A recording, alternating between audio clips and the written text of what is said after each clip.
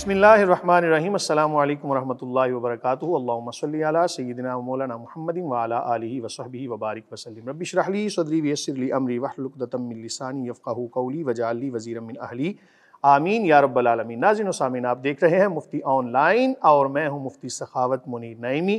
میرے ساتھ موجود ہیں جناب محترم قاری عطاء المنان صاحب چشتی نظامی، ان کے ساتھ موجود ہیں جناب محترم قاری محمد رفیق نقشبندی صاحب۔ آپ استاذ ہیں جامعہ نعیمیہ گڑھی شو لاہور میں اور آپ صدر مدرس ہیں۔ آج بڑی ہی خوش قسمتی ہے ہماری کہ ہم ایک ایسی جگہ پر موجود ہیں جناب کہ جہاں پر قال رسول اللہ صلی اللہ علیہ وآلہ وسلم کی صدائیں بلند ہوتی ہیں۔ آج کا پروگرام بڑا ہی بابرکت ہے، اس کی وجہ بھی میں عرض کر دیتا ہوں کہ محدثین کی سنت ہے کہ آپ علوم کے حصول کے لیے ایک ایک روایت کو حاصل کرنے کے لیے میلوں کا سفر کر کے تو اس روایت کو حاصل کرنے کے لیے جاتے۔ آج ہمیں علم کی قدر نہیں ہے، اللہ کرے کہ کوئی ایسا وقت آئے کہ ہمیں علم کی قدر ہو۔ بہرحال آج کوئی بھی ایسا کام ہم نے نہیں کرنا جناب کہ جو اس کے درمیان کوئی خلل کا باعث بنے۔ بلا تاخیر قاری محمد رفیق نقشبندی صاحب ان سے ملتمس ہوں کہ تلاوت کلام پاک سے اس پروگرام کا آغاز کریں۔ اعوذ باللہ من الشیطان الرجیم،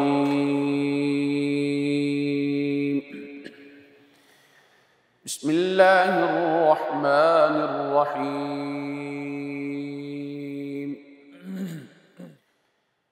الحمد للہ رب العالمین الرحمن الرحیم مالک یوم الدین،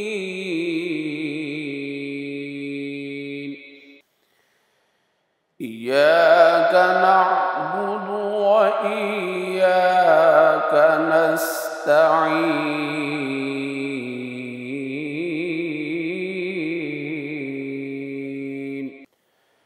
ایاک نعبد و ایاک نستعین، اہدنا الصراط المستقیم، صراط الذین انعمت علیہم، صراط الذین انعمت علیہم غیر المغضوب علیہم ولا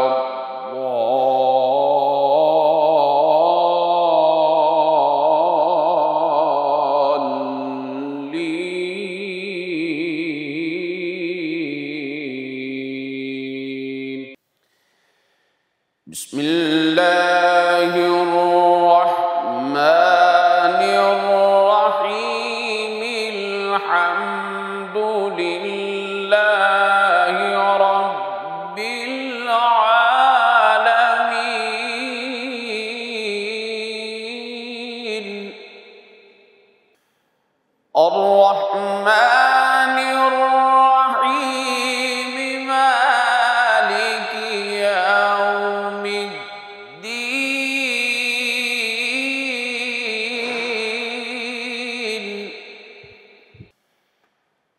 الحمد للہ رب العالمین، الرحمن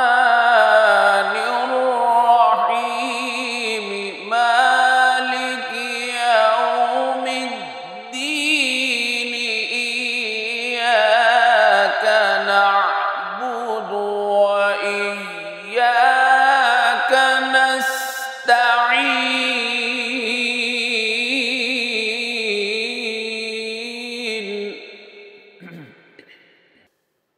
ایاک نعبد و ایاک نستعین، اہدنا الصراط المستقیم، صراط الذین انعمت علیہم غیر المغضوب علیہم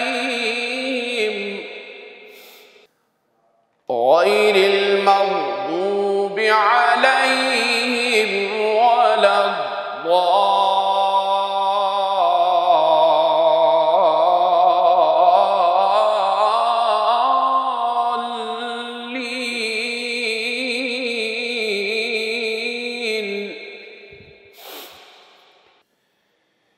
بسم الله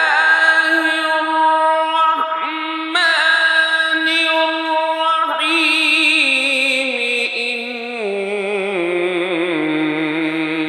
إنا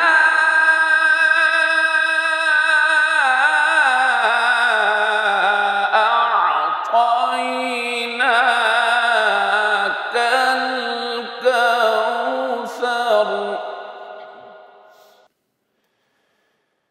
إنا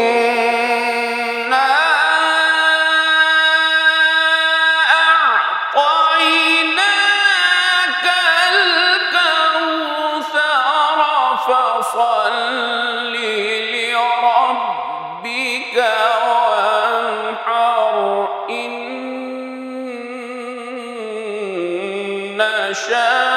شانئك هو الأبتر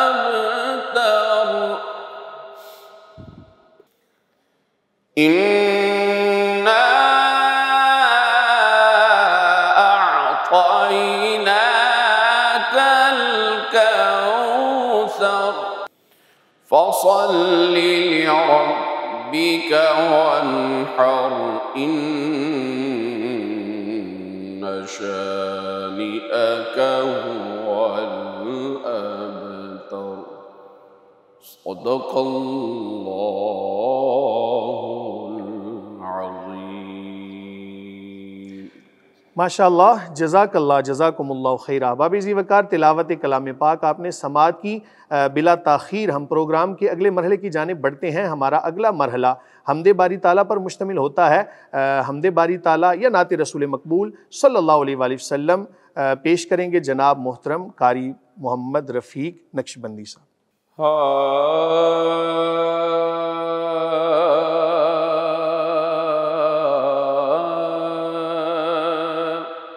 دے تبسم کی خیرات ماحول کو، ہم کو درکار ہے روشنی یا نبی، دے تبسم کی خیرات ماحول کو، ہم کو درکار ہے روشنی یا نبی، ایک شیریں جھلک ایک نوری ڈلک، ایک شیریں جھلک ایک نوری ڈلک، تلخ و تاریک ہے زندگی یا نبی، اے نوید مسیحا تیری قوم کا حال عیسیٰ کی بیڑوں سے ابتر ہوا، اے نوید مسیحا تیری قوم کا حال عیسیٰ کی بیڑوں سے ابتر ہوا،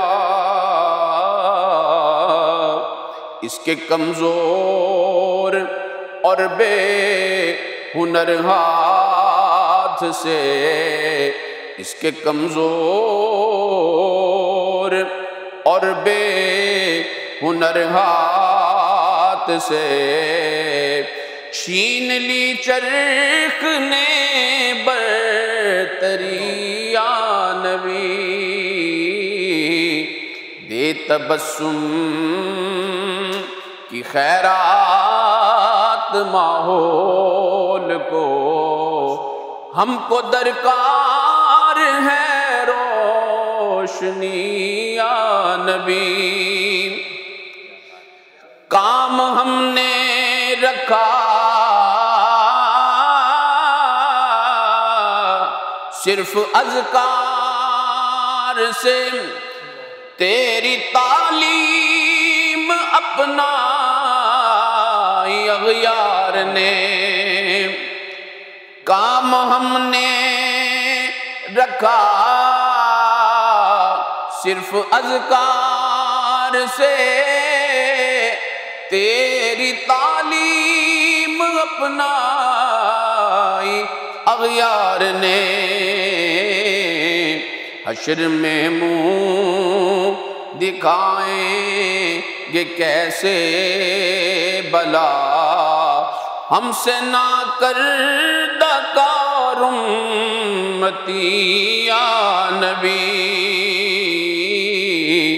دے تبسم کی خیرات ماحول کو، ہم کو درکار ہے روشنی یا نبی، یا نبی اب تو آشوب حالات نے تیری یادوں کے چہرے بھی دھندلا دیے،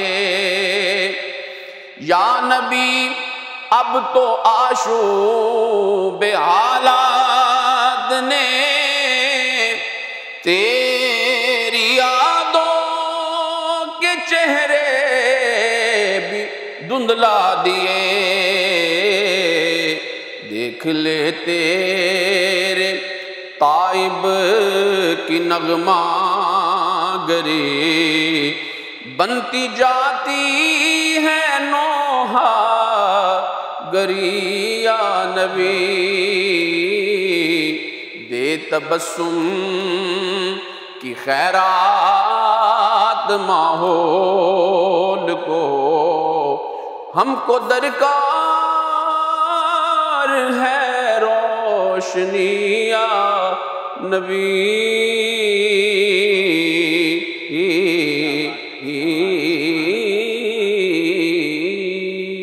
ماشاءاللہ ماشاءاللہ، جزاکم اللہ خیر۔ احباب ذی وقار، آپ نے روداد سماعت کی، بڑی دردناک، بڑی درد مند کہ ہم آج امت تو ہیں لیکن امت ایسی ہیں کہ صرف نام کی امت، بہت زیادہ عمل کے اندر پیچھے ہیں۔ اللہ تعالی ہم سب کو ہدایت عطا فرمائے۔ ناظرین و سامعین، پروگرام کے اگلے مرحلے کی جانب بڑھتے ہیں۔ جیسا کہ آپ جانتے ہیں، ہمارا اگلا مرحلہ حمد باری تعالیٰ پر مشتمل ہوتا ہے۔ اللہ رب العالمین کی بارگاہ میں حمد باری تعالیٰ پیش کریں گے جناب محترم قاری محمد ارشد تہامی صاحب۔ جہان فکر و نظر لا الہ الا اللہ، لا الہ الا اللہ، متاع اہل خبر لا الہ الا اللہ، لا الہ الا اللہ، یہ ذکر حق کی متاع عزیز کیا شے ہے، یہ ذکر حق کی متاع عزیز کیا شے ہے، نہیں کسی کو خبر لا الہ الا اللہ، لا الہ الا اللہ، زہ نصیب یہ دولت اگر مجھے مل جائے، زہ نصیب یہ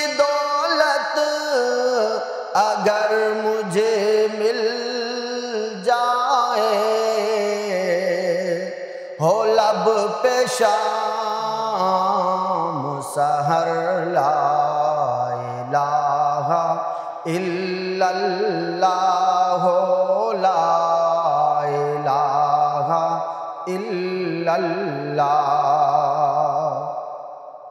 نجوم و شمس و قمر بھی فریب دے نہ سکے نجوم و شمس و قمر بھی فریب دے نہ سکے خلیل کی ہے نظر لا الہ الا اللہ لا الہ الا اللہ کہیں بھی ہجر معاصی میں غرق ہو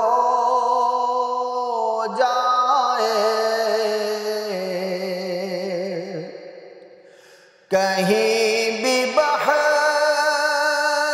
معاصی میں غرق ہو جائے نہ ہوتا ساتھ اگر لا الہ الا اللہ لا الہ الا اللہ لا الہ الا اللہ لا الہ الا اللہ ہر ایک ذرہ مصروف یاد حق کیفی ہر ایک ذرہ مصروف یاد حق کیفی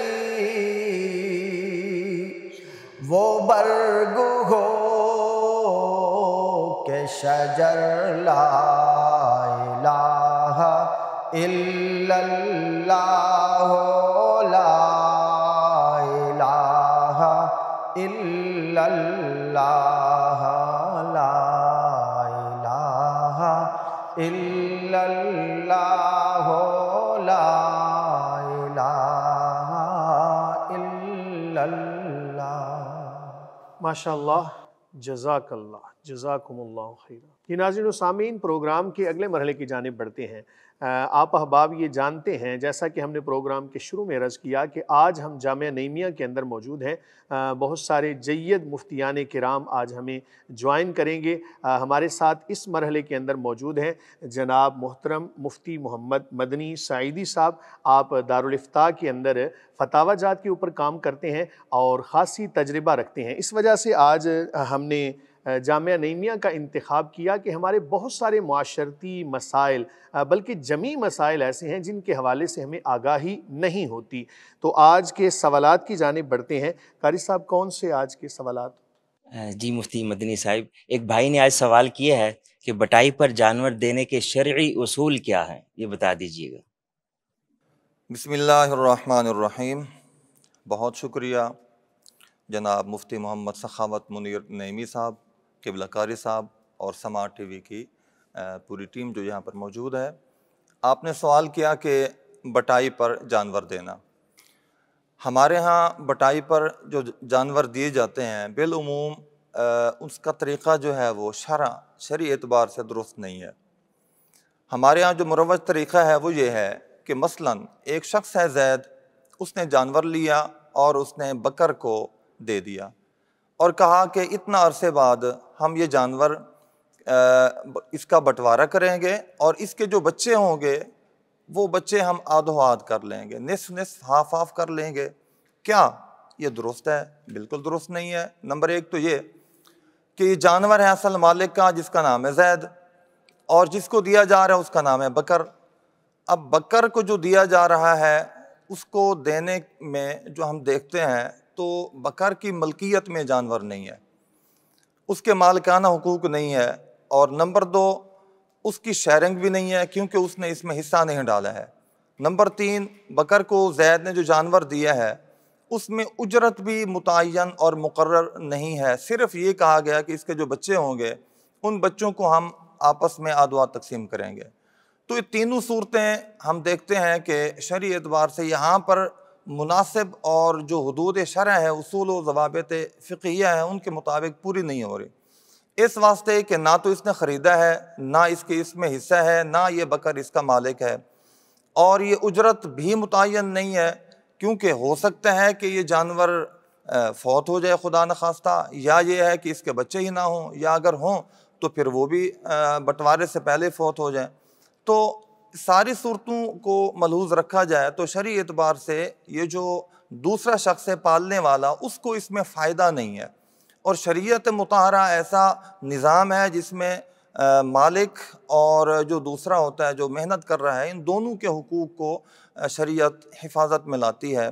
تو اس کا جو درست طریقہ ہے وہ یہ ہے کہ جس مالک نے جانور خریدا ہے وہ خرید کر دوسرے بندے کو نصف یعنی آدھا فروخت کر دے، اور اس کی قیمت چاہے تو ابھی لے لے، اگر چاہے کہ ابھی نہیں لینی بعد میں لینی ہے تو اس کا ایک وقت مقرر کر لیا جائے، 1 سال 2 سال 3 سال جو بھی آپس میں وقت معین ہو جائے، ان کا آپس میں وقت مقرر کریں، اور اس وقت آنے پر جتنے بھی اس جانور سے بچے نکلیں گے وہ ان دونوں کے ہوں گے کیونکہ دونوں اس میں شریک تھے، اور جو اس کی قیمت تھی اب کی قیمت کے اعتبار سے نہیں بلکہ جب اس نے خریدا تھا اس دن کی قیمت جو بنتی ہے اب مالک کو یہ محنت کرنے والا پے کرے گا، اور باقی کے جو اس کے بچے ہوں گے دونوں کے آدھوا دیں گے۔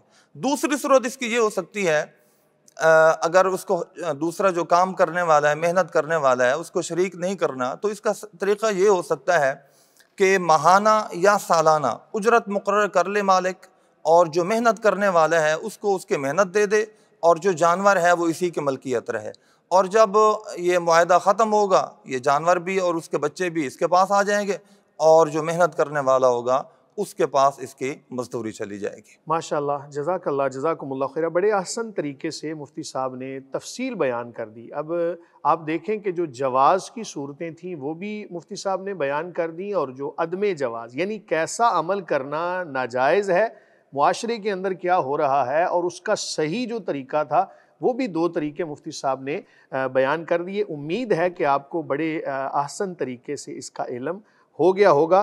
اگلے سوال کی جانب بڑھتے ہیں۔ قاری صاحب اگلا سوال کون سا؟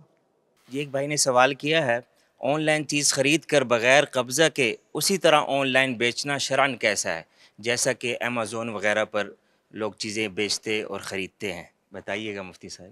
بسم اللہ الرحمن الرحیم۔ آن لائن خریداری کے بارے میں آپ نے پوچھا ہے، اس کا طریقہ کار جو ہمارے ہاں متعارف ہے وہ یہ ہے کہ لوگ اپنی آئی ڈی کے اوپر، اپنے پیج کے اوپر، اپنے اکاؤنٹ کے اوپر کوئی پوسٹ بناتے ہیں، اور پوسٹ بنا کر چیزوں کو اس کے اوپر لکھ کر آویزاں کر کے ان کی تصاویر وغیرہ اپلوڈ کر دیتے ہیں کہ یہ چیزیں ہم سے اتنے میں خریدیں، حالانکہ وہ شے ان کے ملکیت میں نہیں ہوتی، ان کے قبضے میں نہیں ہوتی، ان کے پاس موجود نہیں ہوتی، بلکہ امیزون یا کوئی بھی اس طرح کا پلیٹ فارم ہے ان کے پاس یہ شے موجود ہوتی ہے، اور پورے پاکستان بلکہ پوری دنیا سے لوگ اس طرح صرف پوسٹ بنا کر چیزیں فروخت کر رہے ہوتے ہیں، حالانکہ نہ وہ شے ان کی ملکیت ہے نہ ان کے پاس موجود ہے۔ شریعت مطہرہ میں میرے پیارے آقا کریم علیہ الصلوۃ والسلام کی جو تعلیمات ہیں وہ یہی ہیں کہ کوئی شے بغیر قبضے کے نہیں بیچی جا سکتی، یعنی جو شے آپ کے قبضے میں نہیں ہے آپ اس کو فروخت نہیں کر سکتے، اور اس سے بھی پہلی بات یہ ہے کہ جو شے آپ کی ملکیت میں ہی نہیں ہے اس کو آپ کیسے فروخت کر سکتے ہیں۔ تو ہمارے ہاں یہ جو طریقہ ہے کہ اس طرح پوسٹوں کے ذریعے چیزیں آپ اپلوڈ کریں، اور پھر کوئی گاہک، کوئی مشتری خریدنے والا آپ کی پوسٹ کے مطابق آپ کو کہے کہ یہ شے مجھے بیچ دیں، آپ پھر اس کو پیسے بتاتے ہیں، اور پیسے بتا کر وہ آپ کے اکاؤنٹ میں منتقل کرتا ہے، اور آپ امیزون یا کوئی بھی پلیٹ فارم ہے اس کو پھر نمبر دیتے ہیں، اور وہ اسی ایڈریس اور نمبر کے مطابق شے بھیج دیتے ہیں۔ اس کا جو جدید نام ہے ڈراپ شپنگ بھی اسی کو کہتے ہیں۔ اب یہ تو چیزیں درست نہیں ہے، جیسے کہ آپ کو بتایا کہ کیونکہ قبضہ بھی نہیں ہے اور ملکیت بھی نہیں۔ اب اس کا جو جائز طریقہ ہے درست، وہ یہ ہو سکتا ہے کہ آپ صرف اپنی پوسٹ نہ بنائیں بلکہ وہ شے خریدیں اور خرید کر اپنے پاس رکھیں۔ اب آپ اس کے مالک بن گئے اور آپ کا اس کے اوپر قبضہ بھی ہو گیا۔ اب آپ جتنے کی بھی یہ فروخت کرتے ہیں پوسٹ بنائیں، اپلوڈ کریں، جو بندہ اس کے اوپر جواب دے گا، خریدنا چاہے گا وہ خرید لے گا، آپ کو پیمنٹ کرے گا، آپ اس کے ایڈریس پہ بھیج دیں۔ یہ بالکل بے غبار اور شرعاً درست ترین طریقہ ہے۔ دوسری صورت اس کی یہ ہو سکتی ہے کہ آپ بروکر بنیں، آپ اپنا کمیشن رکھیں اور آپ پوسٹ بناتے ہیں تو آپ یہ نہ کہیں کہ میں یہ شے بیچ رہا ہوں، بلکہ آپ یہ کہیں کہ یہ شے اتنے میں آپ کو ہم وہاں سے منگوا کے دے سکتے ہیں، ہمارے پاس ہے نہیں، ہم لا کے آپ کو منگوا کے دے سکتے ہیں۔ اب آپ اس کو منگوا کے دیں اور اس کو بتائیں کہ یہ شے منگوانے میں، آپ تک پہنچانے میں ہمارا اتنا خرچہ ہوگا تو میں آپ سے وہ خرچہ لوں گا۔ آپ اپنا خرچہ لیں جس کو آپ کمیشن کہہ سکتے ہیں۔ اس میں آپ جو ہے وہ ان کی جانب سے خرید رہے ہوں گے اور انہی کی جانب سے آپ ان کو ادا کر رہے ہوں گے اور انہی سے آپ کمیشن لے رہے ہوں گے۔ تیسرا طریقہ یہ ہو سکتا ہے کہ آپ اپنے پاس اس شے کو محفوظ نہیں رکھ سکتے، ظاہر اخراجات ہیں، اور اپنے پاس منگوائیں تو الگ اس کے چارجز ہیں، پھر جو آپ کا خریدار ہے اس کے پاس بھیجیں تو دوسرے اس کے اخراجات بڑھ جائیں گے۔ تو اس کا طریقہ یہ ہے کہ کمپنی میں آپ کا بندہ موجود ہونا چاہیے، آپ کا وکیل ہونا چاہیے، آپ کا نمائندہ ہونا چاہیے، اور وہ کمپنی سے آپ کی جانب سے وہ شے خریدے اور اس پر قبضہ بھی کرے۔ اب چونکہ خریداری میں وہ شے آپ کی ملکیت میں آ گئی، اور قبضہ کرنے کی صورت میں وہ آپ کے قبضے میں آنے کی وجہ سے آپ پھر آگے کسی کو بھی بھیج سکتے ہیں اور بیچ بھی سکتے ہیں اور اس سے نفع بھی کما سکتے ہیں۔ دیکھیں شریعت مطہرہ نے ہر شے کا ایک طریقہ بیان فرمایا، اگر ہم اس کو فالو کرتے ہیں تو یقیناً وہ شے لینا بھی، دینا بھی، بیچنا بھی، فروخت کرنا بھی اور اس کا نفع کمانا بھی حلال۔ لیکن اگر ہم شریعت کے اصولوں کو ملحوظ نہ رکھیں، نہ معلومات لیں علماء کرام سے، نہ مفتیان کرام سے، نہ اس کے بارے میں پوچھیں، تو جس شے کا طریقہ درست موجود ہے ہم اپنے ہی منمانی میں اور شریعت سے ناواقفی کی وجہ سے اس کو ہم حرام طریقے سے کھا رہے ہوتے ہیں۔ اللہ پاک ہم سب کو حلال کھانے کمانے کی توفیق عطا فرمائے۔ ماشاء اللہ، جزاک اللہ، جزاکم اللہ خیرہ۔ بڑے احسن طریقے سے مفتی صاحب نے اس کی وضاحت فرما دی کہ دیکھیں آن لائن مروجہ جو طریقہ کار ہیں، نوجوان لوگ صرف پیسہ کمانے کے لیے جناب جائز و ناجائز، حلال و حرام کی تمیز کیے بغیر معاملات کر رہے ہوتے ہیں۔ تو اگر شریعت کو فالو کریں گے، دیکھیں تھوڑا سا طریقہ کار بدلنے کی وجہ سے ایک چیز جو ہے وہ مکروہ سے نکل کے یا ناجائز سے نکل کے جائز طریقہ کار میں آ جاتی ہے۔ اس لیے تمام تر معاملات میں ہمارے ہاں کیا ہوتا ہے، مفتیان کرام ہمیں تبھی یاد آتے ہیں کہ جب کوئی طلاق کا مسئلہ ہو، نکاح کا مسئلہ ہو، یا کوئی بھی جناب اس طرح کا کوئی معاملہ بن جائے، تب ہم دارالافتاء کا رجوع کرتے ہیں۔ ہمیں چاہیے کہ زندگی کے تمام تر معاملات کے اندر جو علماء کرام ہیں، جو مفتیان کرام ہیں، ان سے رابطہ کریں، ان سے مسائل کے حوالے سے آگاہی حاصل کریں۔ قاری صاحب اگلا کون سا سوال؟ جی، ایک بھائی نے سوال کیا ہے اسٹاک مارکیٹ سے شیئرز خریدنے اور بیچنے کے بارے میں حکم شرع کیا ہے؟ جی مفتی مدنی صاحب جواب دیجیے گا۔ بسم اللہ الرحمن الرحیم۔ آن لائن شیئرز یعنی حصص خریدنا، دیکھیے یہ کام بھی ایسا ہے جو بہت وسیع ہے اور آن لائن ہزاروں لوگ اس کو کر رہے ہیں۔ اس کے جواز میں شرائط ہیں، نہ تو ہم اس کو مطلقاً حرام کہہ سکتے ہیں، نہ ہم اس کو مطلقاً جائز کہہ سکتے ہیں۔ مشروط اس کی اجازت ہے، مثلاً یہ کہ جس کمپنی کے آپ شیئرز خرید رہے ہیں وہ باقاعدہ موجود بھی ہو، صرف آن لائن نہیں بلکہ فزیکل بھی وہ موجود ہو۔ نمبر 2، اس کا کوئی بھی کام ہو، کاروبار ہو، تو وہ حلال کے اوپر مبنی ہو، اس میں حرام شے نہ ہو، اور اس میں کسی بھی قسم کا کوئی ایسا معاملہ نہ ہو جو شرعاً ناجائز و حرام ہے۔ اور جو شیئرز آپ خرید رہے ہیں ان کا بھی آپ کو پتہ ہو کہ جناب ہم اتنے حصص اور شیئرز خرید رہے ہیں اور وہ اتنے کے خرید رہے ہیں، اور ان کا وجود بھی ہے، صرف کاغذی نہیں، صرف اس کا باقاعدہ وجود بھی ہو، اور اس کے رجسٹریشن کے ساتھ ساتھ اس کمپنی کا باقاعدہ آفس اور اس کا موجود ہونا بھی ضروری ہے۔ اور اس میں سے جو شیئرز آپ خرید رہے ہیں ان شیئرز میں کوئی ایسا معاملہ بھی نہ ہو جو شرعاً ناجائز و حرام ہو۔ تو اگر اس طرح شرعی اصولوں کے مطابق آپ خریدتے ہیں، آپ ان کو اپنے پاس محفوظ بھی رکھ سکتے ہیں اور آگے ان کو بیچ بھی سکتے ہیں۔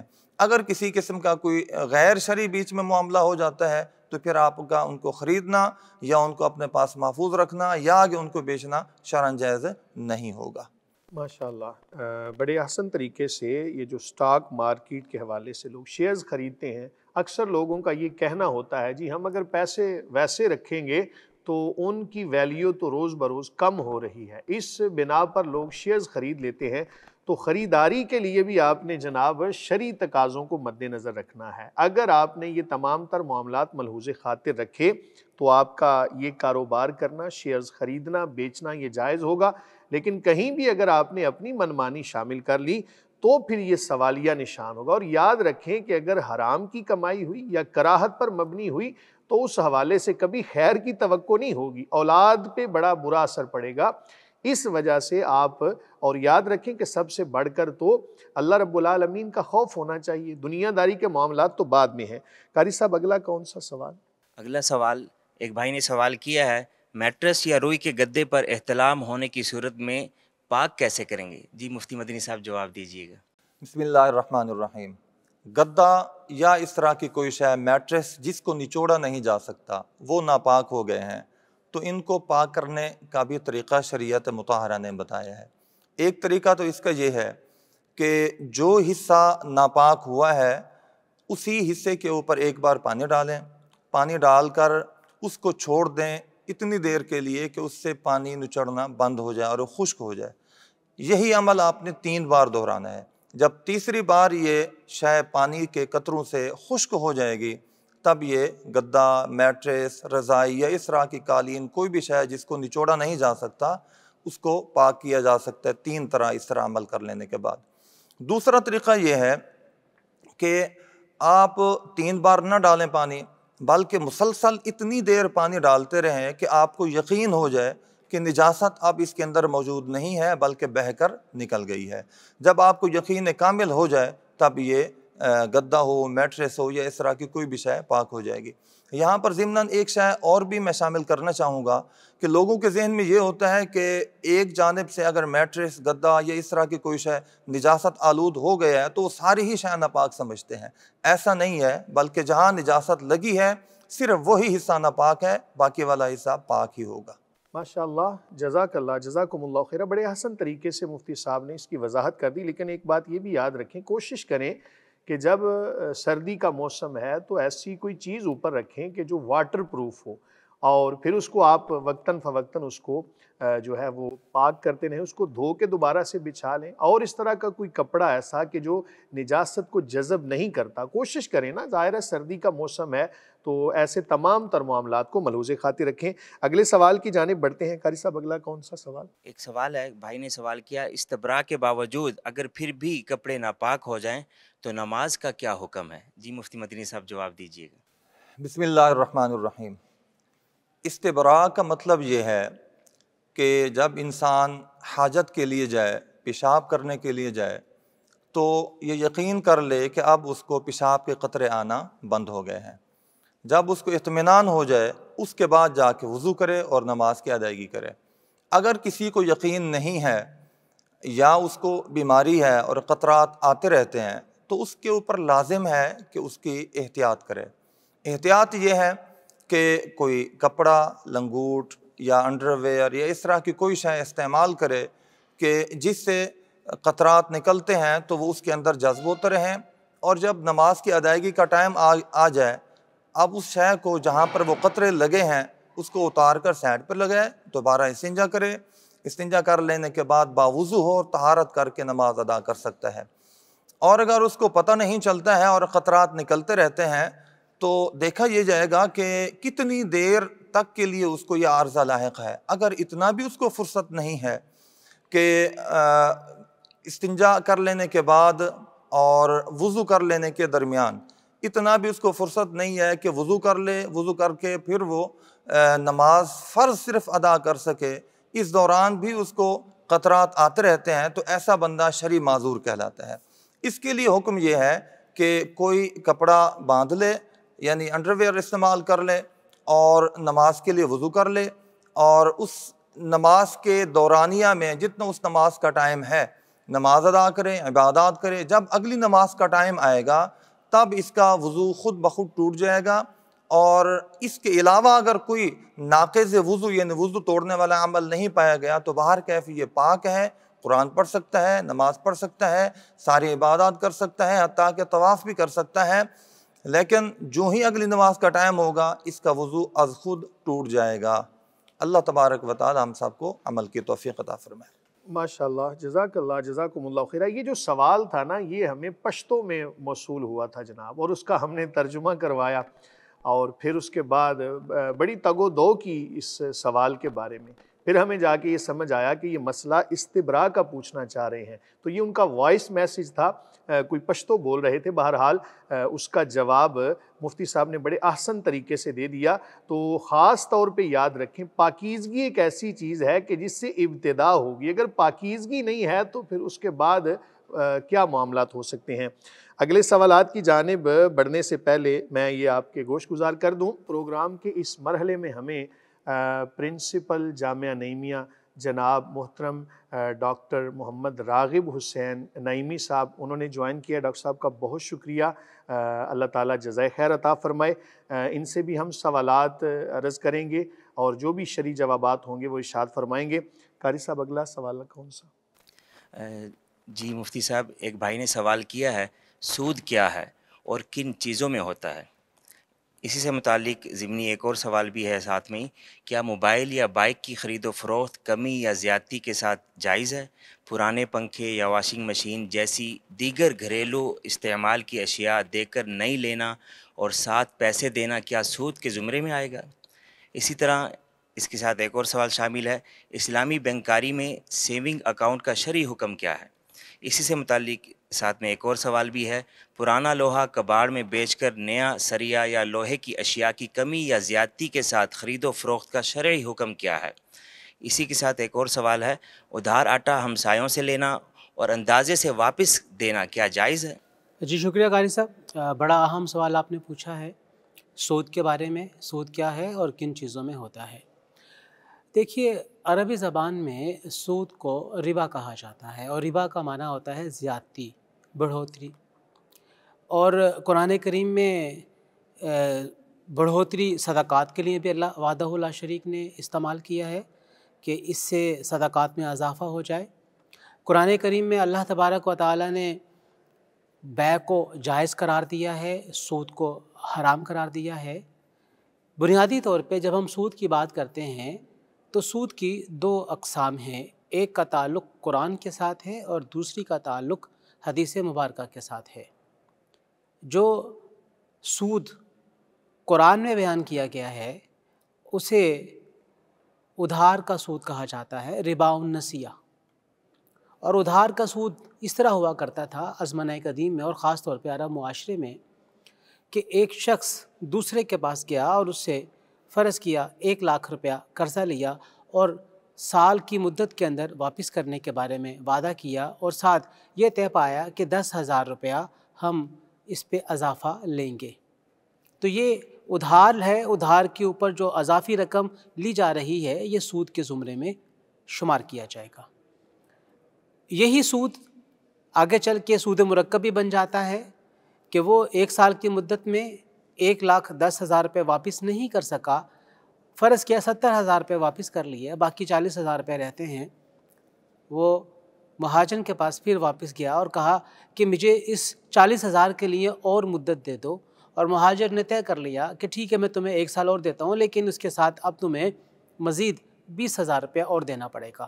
تو اس طرح یہ جو عام سود تھا جسے ادھار کا سود کہا جاتا ہے وہ سود مرکب میں بدل جائے گا۔ اللہ وحدہ لا شریک نے قرآن کریم میں اسی سود سے منع فرمایا ہے جو کہ ادھار پر لیا جائے۔ اس بات کی کوئی تصریح نہیں ہے کہ یہ جو ادھار پہ سود لیا جا رہا ہے یہ انسانی ضروریات کے لیے ہے تو جائز ہو جائے گا، یا معاشی ضروریات کو پورا کرنا ہے تو جائز ہو جائے گا، یا پھر اس سے کوئی کارخانہ لگانا ہے یا کوئی اور کاروبار کرنا ہے تو جائز ہو جائے گا، ایسی کوئی تصریح نہیں ہے۔ جب تصریح نہیں ہے تو اس کا معنی یہ ہوا کسی بھی مقصد کے لیے جانے والا ادھار کے بعد اس پر اضافی رقم کا دیا جانا سود کہلائے گا۔ حدیث مبارکہ میں جس سود کے بارے میں حکم ہوا کہ وہ سود کے زمرے میں شمار کیا جائے گا اسے ہم ربا الحدیث کہتے ہیں، اور وہ اضافے کا سود ہوتا ہے۔ اس کی مثال نبی کریم صلی اللہ علیہ وآلہ وسلم نے یوں دی ہے، جس میں یہ کہا گیا کہ گندم کے بدلے میں، چاول کے بدلے میں، جو کے بدلے میں، نمک کے بدلے میں، سونے کے بدلے میں، اور چاندی کے بدلے میں لین دین برابری کے بنیاد پہ کیا جائے گا، اور اگر اس میں کسی ایک سمت کی طرف سے اضافہ ہوتا ہے تو وہ اضافہ سود کہلائے گا۔ جیسے 1 تولہ سونا دے کے 1.5 تولے واپسی پہ سونا لینا، یہ سود کے زمرے میں آئے گا۔ یہ نہ فی الفور لے سکتے ہیں اور دے سکتے ہیں، اور نہ ہی ادھار کے ساتھ دے سکتے ہیں۔ جیسے کسی کو 1 تولہ سونا آج دیا اور 1 ماہ کے بعد کہا کہ میں تجھ سے 1 تولہ اور 2 ماشے سونا واپس لوں گا، تو جو 2 ماشے تولہ واپس لیا جا رہا ہے بڑھوتری کے ساتھ، وہی سود میں شمار کیا جائے گا۔ نبی کریم صلی اللہ علیہ وآلہ وسلم نے ثمن 2 چیزیں بنتی ہیں، سونا اور چاندی، یعنی جن کے اندر اشیاء کی خرید و فروخت کی طاقت ہوتی ہے، اسے ہم ثمن کہتے ہیں۔ ہمارے عرف میں اگر ثمن کو کوئی نام دینا چاہیں تو ہم یہ کہہ سکتے ہیں کہ جیسے کرنسی ہے۔ اب جو روپے کی کرنسی ہے یہ عرفی ثمن کہلاتا ہے، حقیقی ثمن سونا اور چاندی ہی ہے۔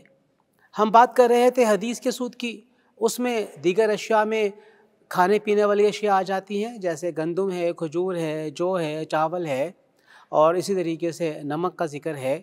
اب اسی ہی کو بنیاد بنا کر یہ بات کہی گئی، جس شے میں بھی غذا کا مفہوم پایا جائے گا، یعنی جو شے کھانے پینے کی اشیاء میں شمار کی جاتی ہے اور اس کی ایک قدر ہوتی ہے، اس کی قیمت ہوتی ہے، تو آئندہ جس اشیاء میں یہ 2 چیزیں پائی جائیں گی، علل پائی جائیں گی، علتیں پائی جائیں گی، وہ بھی پھر اگر اضافے کے ساتھ لیا جاتا ہے تو اس کو ہم سود کے زمرے کے اندر لیں گے۔ یہ ایک بنیادی تصور ہے، کانسیپٹ ہے سود کے حوالے سے، جسے سمجھنا ضروری ہے، اور اگر ہمیں ایک دفعہ یہ بات سمجھ میں آ جاتی ہے تو پھر ہم کسی بھی مسئلے کو انہی اصول کی روشنی میں دیکھ سکتے ہیں۔ جس طرح اضافے کے ساتھ اسی وقت میں لینا جائز نہیں ہے اور ادھار کے ساتھ بھی جائز نہیں ہے، اسی طریقے سے اگر ہم ان اشیاء کو ایک دوسرے کے بدلے میں بیچیں، جیسے سونے کے بدلے میں چاندی بیچیں یا گندم کے بدلے میں ہم کھجور بیچیں، تو اس میں بڑھوتری جائز ہے، اضافہ جائز ہے۔ جیسے 1 تولہ سونا دے کے ہم 10 تولے چاندی کے لے سکتے ہیں، یا 1 کلو گندم دے کے ہم ½ کلو کھجور کا لے سکتے ہیں۔ یہ اسی وقت میں جب لین دین ایک ہی جگہ پہ ہو رہا ہے، آمنے سامنے بیٹھ کے ہو رہا ہے، اسی جگہ کے اوپر تو جائز ہو جائے گا، لیکن اگر اس میں ادھار کریں گے پھر وہ جائز نہیں ہوگا۔ یعنی 2 تولے سونا آج دیا اور ہم اس کے بدلے میں 20 تولے چاندی آئندہ آنے والے 2 ماہ کے بعد لے رہے ہیں، تو پھر یہ جائز نہیں ہوگا۔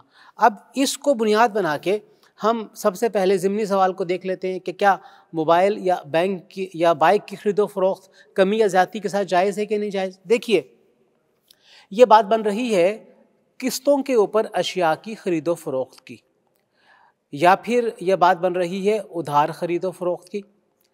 کمی زیادتی کا معنی تو یہی بنتا ہے کہ ایک کمپنی کی قیمت مقرر ہے، مثال کے طور پہ بائک فرض کرتے ہیں CT70 ہونڈا کی 1,70,000 روپے کی اس وقت مل رہی ہے، اویلیبل ہے، کمپنی پرائس 1,70,000 روپیہ ہے، اور ڈیلر کے پاس جب آتی ہے تو وہ اپنا 2-4 ہزار روپے نفع رکھ کے اس کو بیچ رہا ہوتا ہے، جو کہ کمپنی بھی اس کو الاؤ کرتی ہے۔ تو اگر وہ کمپنی ڈائریکٹ لیتے ہیں تو کمپنی سے وہ کم قیمت کی ملتی ہے، ڈیلر کے ذریعے لیتے ہیں تو زیادہ قیمت کی ملتی ہے، تو یہ جائز ہے، اس میں ایسا کوئی حرج نہیں ہے۔ اسی طریقے سے اگر ہم اس کو قسطوں میں کر لیں، ڈیلر کے پاس جاتے ہیں، کہتے ہیں کہ ہمارے پاس 50,000 روپے ابھی نقد موجود ہے، باقی آپ 1,20,000 روپے کی قسطیں کر لیں۔ ڈیلر کہتا ہے کہ جناب اگر آپ قسطوں پہ لیں گے تو میں یہی موٹر سائیکل آپ کو 2 لاکھ روپے کی دوں گا، 30,000 روپے زائد کے ساتھ۔ میں اس کی قسطیں بھی کر دیتا ہوں اور آپ نے مجھے 2 سال کے اندر یہ قسطیں پوری کرنی ہے۔ جب ایک دفعہ اس زیادتی کے ساتھ قیمت کا تعین ہو جائے گا، بھلے سے موبائل ہے، بھلے سے بائک ہے، بھلے سے واشنگ مشین ہے، کوئی بھی چیز ہے جو قسطوں کے اوپر لی گئی ہے، تو پھر وہ قسطیں بھی ادا کرنا خریدار کے لیے پابند ہو جائے گا، اور جو اس شے کا اصل مالک ہے وہ اس طے شدہ قیمت سے پھر زیادہ وصول نہیں کر سکتا، نہ ہی وہ جرمانہ وصول کر سکتا اس کے اندر۔ اگر وہ جرمانہ وصول کرے گا تو وہ پھر سود کے زمرے کے اندر شمار کیا جائے گا۔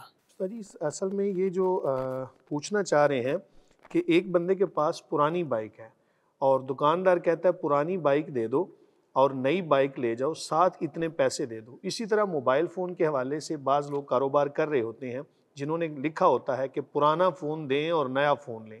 اب وہ کرتے یہ ہیں کہ موبائل فون پرانا لے لیتے ہیں، ساتھ کچھ پیسے بھی لیتے ہیں۔ اصل میں سائل یہ پوچھنا چاہ رہے ہیں غالباً کہ کیا اس طرح کچھ سود کا معاملہ تو نہیں ہوتا؟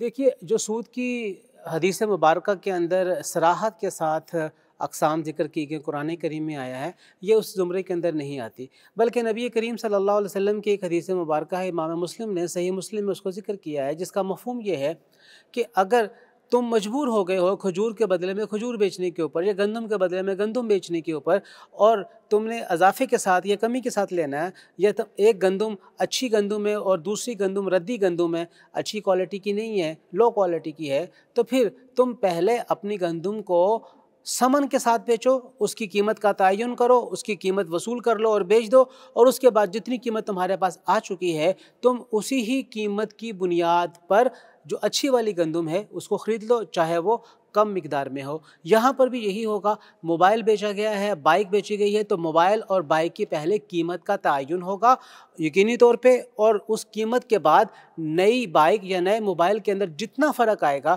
اگر وہ فرق بیچنے والے کو، اپنے پرانے موبائل کو بیچنے والے کو فیزیبل ہے اور اس کو وہ جائز لگتا ہے تو ٹھیک ہے، وہ بیچ دے، اس میں حرج کسی قسم کا نہیں ہوگا۔ جی اسی طرح پرانا لوہا لوگ خریدتے ہیں اور اس کو خریدنے کے بعد پھر سریا یا کوئی بھی ایسی چیز، تو کیا اس کے لیے بھی یہی اصول ہوگا؟ دیکھیے، آپ نے خود اس کی بات کی وضاحت کر دی کہ پرانا لوہا پہلے خریدا گیا ہے۔ خریدنے کا معنی یہ ہے کہ آپ نے ایک بے کو مکمل کر لیا ہے، آپ نے اپنا لوہا بیچا اور اس کے بدلے میں آپ نے رقم لے لی ہے، اب آپ اس رقم کے بدلے میں نیا لوہا لے رہے ہیں جو کہ کوالٹی میں اچھا ہے، اب ظاہر بات ہے کہ وہ کم مقدار میں آئے گا۔ تو جب آپ نے ایک چیز کو خرید کر کے اس کی قیمت کو منتقل کر دیا، قیمت لے دے ہو گئی، اس کو متعین کر لیا گیا ہے، تو اب یہ سود کے زمرے کے اندر نہیں آئے گا۔ ٹھیک ہے، مطلب اگر کوئی بندہ پرانا لوہا ایسے ہی مطلب اس کا ریٹ طے نہیں کرتا، پرانا لوہا دیتا ہے اور سریا خریدتا ہے، ساتھ پیسے لیتا ہے، یعنی ریٹ طے کیے بغیر، تو یہ سود ہوگا لوہے کے حوالے سے۔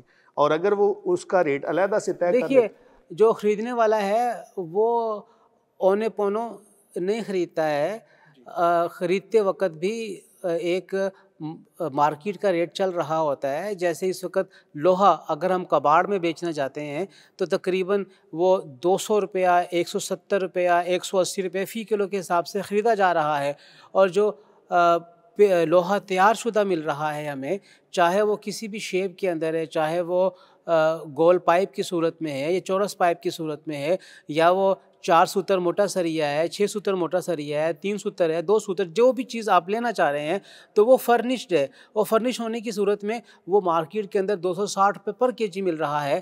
تو یہ ساری کی ساری قیمت کیلکولیٹ کی جاتی ہے باقاعدہ طور پہ، خریدار کو نہیں بھی پتہ ہے، لیکن جو خریدنے والا ہے وہ اس چیز کو کیلکولیٹ کر رہا ہوتا ہے، اور کسی بھی لمحے اور کسی بھی مرحلے کے اوپر آ کے اگر یہ بات سمجھ میں آ جاتی ہے کہ یہ بات خریدنے والے نے کہیں پہ دھوکہ دیا ہے، تو بیچنے والا اس کو انڈیکیٹ ہو جاتا ہے، تو پھر وہ اس کے بارے میں بات چیت کر سکتا ہے۔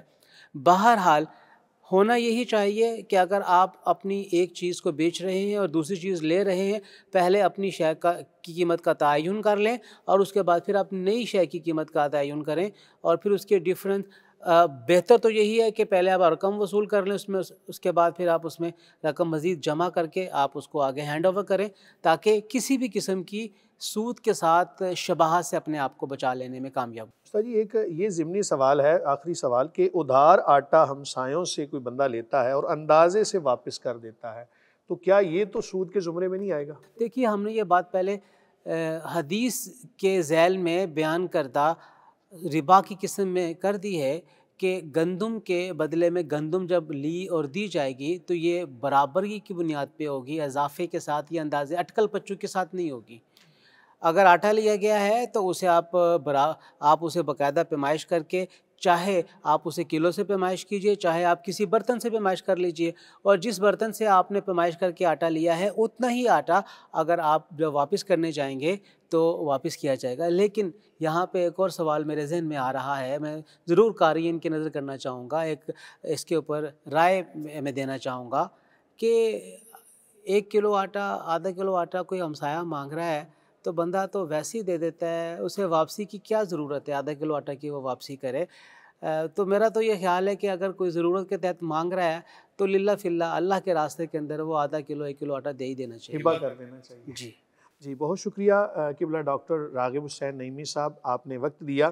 اللہ تعالیٰ آپ کو مزید بلندیاں عطا فرمائے، جزائر خیر عطا فرمائے، اور آپ کے اس ادارے کو اور دیگر جو آپ کی کاوشیں ہیں اللہ تعالیٰ ان میں مزید برکتیں عطا فرمائے، آپ کے علم و عمل، خلوص و تقوی میں مزید برکتیں عطا فرمائے۔ جی ناظرین و سامعین، اب ہمیں اس مرحلے کے اندر جوائن کیا ہے جناب مفتی محمد عارف حسین خورشیدی نعیمی صاحب نے۔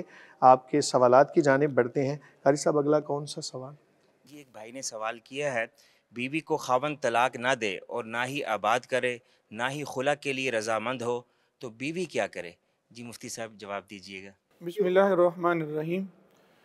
دیکھیے، اسلام ایک مکمل ضابطہ ہے حیات دین ہے۔ اسلام جس طرح مردوں کو حقوق دیتا ہے تو خواتین کو بھی حقوق دیتا ہے۔ اب قرآن مجید میں رب العالمین نے ارشاد فرمایا امسکوہن بمعروف او سرحوہن بمعروف، عورتوں کو اچھے طریقے سے روکو یا پھر اچھے طریقے سے چھوڑ دو۔ جس طرح شریعت نے طلاق کا حق مرد کو دیا ہے تو خلا کا حق عورت کو بھی دیا ہے۔ اب اسلام نے یہ نہیں کہا کہ بھئی تم فاتو ہر سکو ماؤ کھیتی کو جیسے تم چاہو۔ کھیتی کہا ہے تو کسان یا جو کھیتی کا مالک ہوتا ہے اس کے لیے کتنی چیزیں وہ کرتا ہے، کتنی دیکھ بھال ہو، اس کی نگرانی و نگہبانی کرتا ہے۔ اب محض بندہ اپنی انا اور ذات پرستی کی وجہ سے عورت کو نہ ہی اچھے طریقے سے بسائے اور نہ ہی اچھے طریقے سے اس کو طلاق دے تاکہ وہ آگے زندگی اچھے طریقے سے گزار سکے، تو یہ سراسر شوہر کی زیادتی ہے۔ ہمارے پاس اتنے دارالفتہ جامعہ نعیمیہ میں کیسز آتے ہیں، اب لوگ انتہائی خواتین بیچاری پریشان ہیں، باہر کے ملک گیا، اب نہ اسے پتہ ہے کہاں ہے، نہ کوئی خرچہ بھیج رہا ہے، یہ یہاں ہے، نشہ کر رہا ہے، شراب ہے، مار پیٹ، ظلم، نہ میں نے بسانا بھی نہیں اور تمہیں طلاق بھی نہیں دینی۔ تو دیکھیے یہ سراسر زیادتی ہے، اللہ کو ہر ایک نے جواب دینا ہے۔ اس کی زندگی تم نے داؤ پہ لگا دی اور یہ سمجھ لیا کہ میں نے مہار دے دیا۔ بھائی جیسے کسی نے کہا تھا نا، طلاق دے تو رہے ہو مجھے بڑے غرور و قہر کے ساتھ، میرا شباب بھی لوٹا دو میرے مہر کے ساتھ۔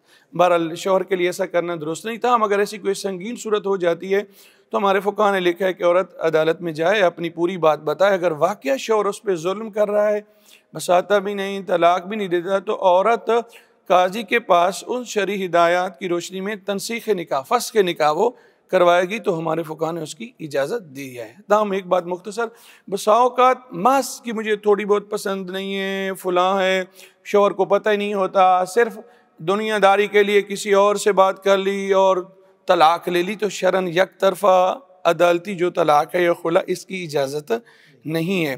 ہاں، اور ہم آپ کے اس چینل کے واسطے سے قانون نافذ کرنے والے ہوں یا قانون بنانے والے ادارے، ان سے گزارش کریں گے کہ آپ اس حوالے سے ایک کردار ادا کریں کہ چھوٹے سے مسئلے کے لیے آپ شوہر کو بلوا لیتے ہو، بندے کو بلوا لیتے ہو، پکڑوا لیتے ہو، تو یہاں عورت کی زندگی کا مسئلہ، آپ بلائیں اس کو، آپ کے پاس اتھارٹی ہے، اس کو بلائیں، اور جو آپ کی پہلی کوئی چیزیں اس میں نظر ثانی کریں تاکہ عورت اپنی زندگی اچھے طریقے سے گزار سکے۔ رب العالمین عمل کی سعادت عطا فرمائے۔ ماشاءاللہ، جزاک اللہ۔ بڑے اچھے طریقے سے مفتی صاحب نے وضاحت کر دی کہ خاتون کے پاس یہ اختیار ہے، لیکن وہ اختیار کون سا ہے؟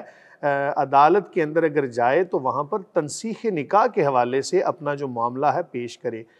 جو خلا ہے، چونکہ خلا تو رضامندی کے ساتھ واقع ہوتا ہے، اس کے حوالے سے ہم نے کافی پروگرامز بھی کیے، چونکہ یہ مسئلہ ایسا ہے کہ جس کے اندر بہت زیادہ خواتین، مرد و خواتین اس کے اندر مبتلا ہیں۔ بہت سارے خاوند ایسے ہیں کہ جو ایسا معاملہ کرتے ہیں، بساتے بھی نہیں، چھوڑتے بھی نہیں۔ اللہ تعالیٰ بحیثیت مسلمان ہم سب کو ہدایت عطا فرمائے۔ قاری صاحب اگلا کون سا سوال؟ جی ایک بھائی نے سوال کیا ہے، خاتون کے لیے لیزر کے ذریعے بالوں کا تلف کرنا کیا جائز ہے؟ جی مفتی صاحب جواب دیجیے گا۔ بسم اللہ الرحمن الرحیم۔ دیکھیے، عورت کے لیے لیزر کے ذریعے بالوں کو ختم کروانا، تو اس حوالے سے یہ ذہن میں رکھیں، جو تو اضافی بال ہیں، جو خاتون کو جن بالوں کو دور کرنے کی اجازت ہے، مثلاً بغل کے بال ہیں یا چہرے پہ اضافی بال آ جاتے ہیں یا موئے زیر ناف بال ہیں، تو وہ کرنا چاہے تو شرعاً اس کی کوئی ممانعت نہیں ہے، وہ کر سکتی ہے۔ یہ بسا اوقات ہمارے لوگوں میں مشہور ہے کہ عورت لوہا استعمال نہیں کر سکتی، شرعاً ایسی کوئی پابندی نہیں۔ جیسے مرد عورت دونوں کے لیے مقصود ہے صفائی کرنا، وہ جس طریقے سے ٹیوبز، کریمز، لوشن استعمال کریں یا کوئی لوہا وغیرہ، شرعاً اس میں کوئی پابندی نہیں۔ تاہم لیزر چونکہ ایک جدید ذریعے سے ہوتا ہے، تو اس حوالے سے خاتون کو کسی ماہر ڈاکٹر سے پہلے مشورہ کر لینا چاہیے، کہیں ایسا نہ ہو یہ کروانا اس کی جلد کے لیے نقصان دینا ہو جائے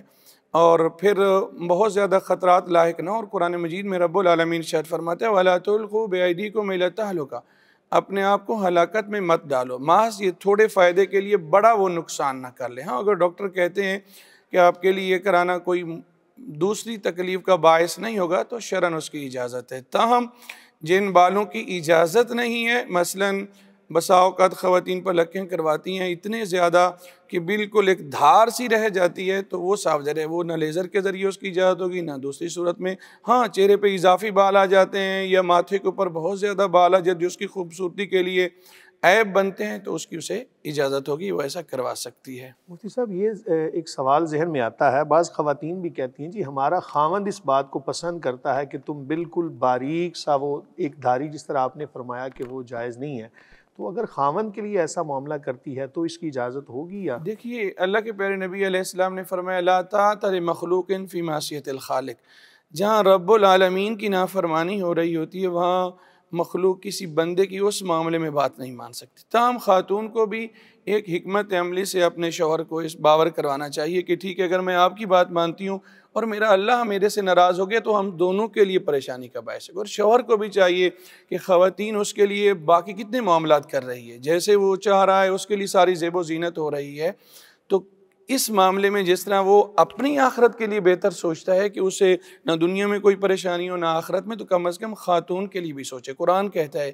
یا ایھا الذین آمنوا قوا انفسکم واہلیکم نارا، اے لوگو خود بھی جہنم سے بچو اور اپنے گھر والوں کو بھی جہنم سے بچاؤ۔ تو شوہر تو نگران ہے، اسے تو اس کی حفاظت کرنی ہے، تو شوہر اسے اس طرح کی ڈیمانڈیں نہ کرے کہ محض ایک تھوڑے سے فائدے کے لیے دنیاوی عورت کو مشکلات میں ڈالے، اور پھر جب ہم اللہ اور اس کے رسول کی نافرمانی کرتے ہیں تو اس میں پھر خوشیاں نہیں آتی، پریشانیاں ہی ہوتی ہیں۔ تاہم اس حوالے سے بال آپ لیزر کے ذریعے خواتین کروا سکتی ہیں، لیکن اس میں شرعی چیزوں کا خیال رکھا جائے۔ بسا اوقات پورے باڈی کی جب بال صاف کروا رہے ہوتے ہیں تو یہ صاف ظاہر ہے وہ خاتون خود نہیں کر رہی ہوتی، لیزر کے ذریعے دوسری خواتین ہوتی ہیں، یا بسا اوقات ہم تو اسے معافی چاہتے ہیں مرد حضرات سے بھی اس طرح کی چیزیں کروائی جاتی ہیں۔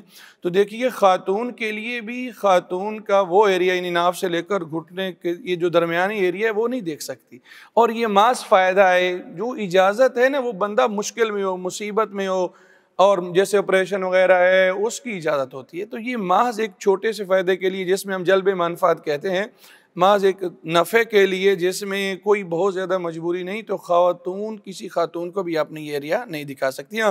اس کے علاوہ اگر بال ہیں وہ خاتون سے کروانا چاہے تو شرعاً اس کی اجازت ہے۔ تاہم باقی بالوں کے لیے چہرہ ہے یا سینہ وغیرہ ہے یا گردن کے بال وغیرہ ہیں، اس کے لیے بھی مرد حضرات کے پاس وہ جا سکتی نہیں ہے۔ جزاک اللہ، شکریہ، بہت شکریہ مفتیان کرام کا، جن احباب نے ہمیں وقت دیا، جو ہمارا پروگرام سن رہے ہیں، تمام کو اللہ تعالیٰ ڈھیروں ڈھیر برکتیں عطا فرمائے، جزائے خیر عطا فرمائے۔ اللہ تعالیٰ سے دعا بھی کرتے ہیں کہ اللہ تعالیٰ ہمارے اس پروگرام کو اپنی بارگاہ میں قبول و منظور فرمائے، اور ان تمام چیزوں کو ہم سب کے لیے، جو دیکھنے والے ہیں، جو سننے والے ہیں، جو پروگرام کا انعقاد کرنے والے ہیں، اللہ تعالیٰ ان تمام معاملات کو ہم سب کے لیے توشہ آخرت بنا دے اور اپنی بارگاہ میں قبول فرمائے۔ ہمارے پاس وقت ختم ہو چکا، انشاءاللہ پھر کسی دن کسی اور جامعہ کا یا جامعہ نعیمیہ کا پھر انشاءاللہ وزٹ کریں گے، اسی طرح علماء کرام سے ہم استفادہ کریں گے۔ اللہ تعالیٰ ہم سب کی خطاؤں کو معاف فرمائے، اپنی بارگاہ میں قبول و منظور فرمائے۔ واضح رہے کہ ہمارے اس پروگرام کے اندر تشریف لائے جناب محترم قاری محمد رفیق نقشبندی صاحب، جو کہ صدر مدرس ہیں شعبہ تجوید و قرات جامعہ نعیمیہ کے، انہوں نے تلاوت فرمائی۔ آج ہم نے تفسیر اس لیے بیان نہیں کی، انشاءاللہ پھر کسی پروگرام میں اس کو شامل کریں گے وقت کی قلت کے پیش نظر۔ اس کے علاوہ ہمارے پاس قاری محمد ارشد تہامی صاحب، انہوں نے حمد باری تعالیٰ اللہ تعالیٰ کی بارگاہ میں پیش کی۔ ساتھ ہی قاری محمد رفیق نقشبندی صاحب، انہوں نے نعت رسول مقبول صلی اللہ علیہ وآلہ وسلم پیش کی۔ قبلہ ڈاکٹر راغب حسین نعیمی صاحب نے ہمیں جوائن کیا، خصوصی ٹائم دیا، بہت شکریہ۔ اسی طرح مفتی محمد مدنی سعیدی صاحب وہ تشریف لائے، مفتی محمد عارف خورشیدی نعیمی صاحب، تمام مفتیان کرام کا دل کی اتھاہ گہرائیوں سے شکریہ ادا کرتے ہیں کہ انہوں نے ہمارے لیے خصوصی وقت نکالا۔ اللہ تعالیٰ تمام کو جزائے خیر عطا فرمائے اور سننے والوں کے لیے بھی اس پروگرام کو نافع بنائے، کیونکہ حدیث مبارکہ میں حضور نبی کریم صلی اللہ علیہ وآلہ وسلم فرماتے ہیں، جس کا مفہوم ہے کہ جب انسان دنیا سے چلا جاتا ہے تو اس کے اعمال منقطع ہو جاتے ہیں، لیکن تین چیزیں ایسی ہیں کہ جو قبر میں بھی اس کے کام آنے والی ہیں۔ ان میں سے پہلی چیز کہ جو صدقہ جاریہ کے طور پر کوئی کام اس نے کر دیا، کوئی چیز وقف کر دی، کوئی مدرسہ بنا دیا، کوئی مسجد بنا دی، اس کے علاوہ اور بھی کوئی ایسا عمل کر لیا۔ ساتھ ہی فرمایا کہ ایسا علم کہ جو علم نافع ہے، جس سے لوگوں کو فائدہ ملتا رہتا ہے، لوگ اس سے نفع حاصل کرتے رہتے ہیں، یقیناً یہ علم نافع ہے۔ اللہ تعالیٰ ہم سب کے لیے یہ توشہ آخرت بنائے۔ اور تیسرے نمبر پر حضور نبی کریم صلی اللہ علیہ وآلہ وسلم نے فرمایا، جس کا مفہوم ہے کہ نیک اولاد جو اس کے لیے دعا کرتی ہے، اس کا فائدہ بھی اسے قبر میں ملتا رہتا ہے۔ ان تینوں اشیاء پر غور ضرور کیجئے گا کہ ہم نے ایک دن دنیا سے چلے جانا ہے، لیکن کوئی نہ کوئی ایسا عمل ضرور کر کے جائیں کہ قبر میں بھی ہمیں اس کا فائدہ پہنچتا رہے۔ تمام دیکھنے والوں کا بہت شکریہ۔ آپ احباب اپنے سوالات ہمیں بھیج سکتے ہیں سکرین پر دیے گئے نمبرز کے ذریعے۔ اس کے علاوہ آپ سوشل میڈیا پر بھی ہمیں جوائن کر سکتے ہیں، اپنے سوالات وائس نوٹ کے ذریعے آپ ہمیں بھیج سکتے ہیں، آپ لکھ کے بھیج سکتے ہیں، لیکن یاد رکھیں کہ جب آپ وائس نوٹ کے ذریعے سوالات بھیجیں تو کسی ایسی جگہ کا انتخاب کریں کہ جہاں پر شور نہ ہو۔ آپ کے مسائل کلیئر طور پہ اگر ہمارے پاس آئیں گے تو ہم واضح طور پہ ان کا جواب دے سکیں گے۔ تمام دیکھنے والوں کا بہت شکریہ، اور جنہوں نے وقت دیا ان کا بھی بہت شکریہ۔ وما علینا الا البلاغ۔